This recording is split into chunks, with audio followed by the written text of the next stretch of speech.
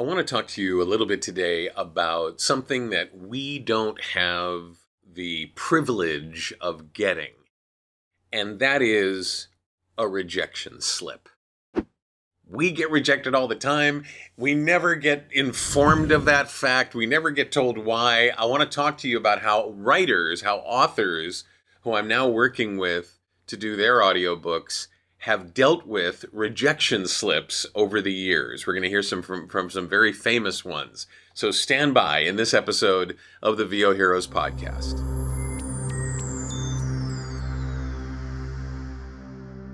So this is just kind of like a moment for me to be able to read to you some quotes from some very famous authors about rejection and rejection slips in general. Even though we as talent, both on camera, voiceover, stage, we never get rejection slips. We just don't hear from the auditioner in the future. They went on and they cast somebody else. They got stuff to do, right? We don't ever get a formal letter like somebody who's applying for a job gets and they get rejected. Thank you so much for your interview time. We went in a different direction. We hope you'll keep us in mind, blah, blah, blah, blah, blah. No, but that doesn't happen to us, right? So here are some authors and what they've said about rejection slips. Sylvia Plath said, "I love my rejection slips. They show me I try." Harper Lee, who Atticus Finch is one of my favorite characters in all of literature, Scout, Jem, even Boo Radley. Anyway, she said, "I would advise anyone who aspires to a writing career that before developing his talent, he would be wise to develop a thick hide." And that's kind of cool because it doesn't even talk about rejection slips. It talks about the moment of rejection or the ignorance or the no, thank you, but no. It's like develop that thick hide. Like it's not you, it's them. That's one of the ways to handle this. Neil Gaiman, who narrates his own books, who I love, remember, when people tell you something's wrong or doesn't work for them, they are almost always right. When they tell you exactly what they think is wrong and how to fix it, they are almost always wrong. And this kind of falls into the category not of people who reject you, who just don't talk to you after they don't book you for something, but they want to help you get better. They want to give you feedback. And you don't want feedback from, a casting director on what you did wrong or what you did right. That's not their job. They're not your teachers. They're not your coaches. They're just trying to, put somebody into a part that fits. Yeah? Saul Bellow said, "I discovered that rejections are not altogether a bad thing. They teach a writer to rely on his own judgment and to say in his heart of hearts, 'To hell with you.'" I love that. I love that. Now, if that's what helps you maintain your mental health, well, the hell with those people over at that show that I wanted to be on or that movie that I wanted to be in, or in that commercial or that audiobook that I wanted to voice. Yeah? Isaac Asimov, "You must keep sending work out. You must never let a manuscript do nothing but eat its head off in a drawer. You send that work out again and again while you're working on another one.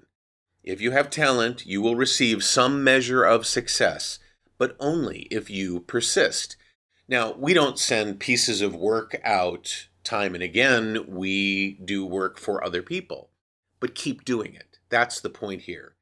Don't let somebody else's lack of a fit, because that's kind of what it is. Don't let their lack of a fit stop you from keeping on and auditioning for more people.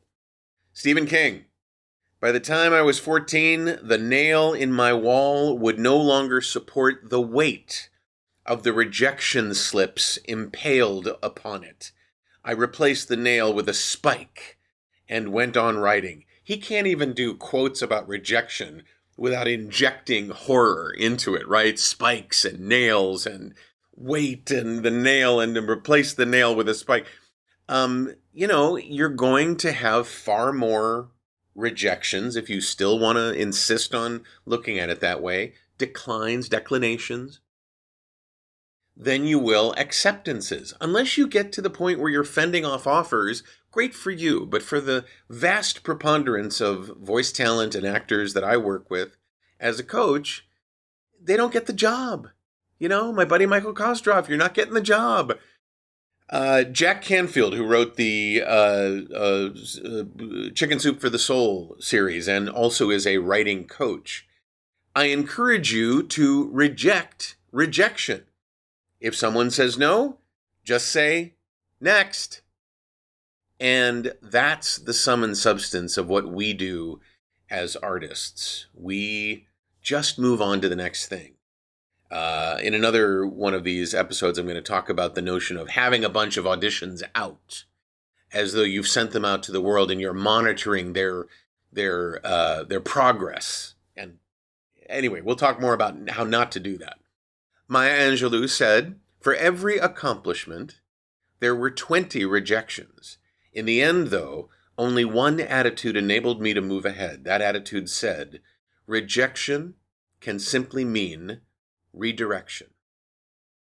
So what a poetic way to put this. And, you know, good for you, Maya. Only 20 rejections for every yes? Wow. How many of us would trade limbs for that kind of ratio? Yeah. Finally, Chuck Wendig, who I wasn't familiar with until I read this quote, and now I love Chuck Wendig. Rejection has value. It teaches us when our work or our skill set is not good enough and must be made better. Rejection refines us. Those who fall prey to its enervating, soul-sucking tentacles are doomed. Those who persist past it are survivors. Best ask yourself the question, what kind of writer are you? The kind who survives, or the kind who gets asphyxiated by the tentacles of woe? And you can take the word writer out of that and put in actor. You know, are you going to be able to survive the ignoring that you will experience? Nobody calls you up and says, yeah, no. They just don't call, right? And that's, in some ways, even worse. In some ways, it's better because you don't have to face that physical, moment of rejection. It just didn't happen. But that's okay. You can move on to other things. And that's what I urge that you do. Has any of this helped for you? Or have I brought up something that you just don't want to deal with? Let me know in the comments below. I'd really appreciate that. Hit the like button if you like what you heard. You can subscribe to the channel. There's a notification bell somewhere that you can ring, and you'll be notified when the next episode comes out. And don't worry about rejection, please. You got more coming down the pike for you. So many good things. I'm David H. Lawrence the 17th. I thank you so much for watching and for listening, and I will see you in the next episode of the VOHeroes podcast.